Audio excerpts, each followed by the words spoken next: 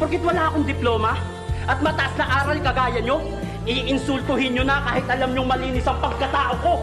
Masama ba na pumasok sa politika? Bakit nyo ako tinatawanan? Ang hangat ko lang naman ay tumulong sa iba at yun ang hindi matatawaran. Kahirapan, mamamayan, yun ang aking pinaglalaban. Oo, hindi ako matalino pero yung puso ko sa mga tao higit pa sa may pinag-aralan.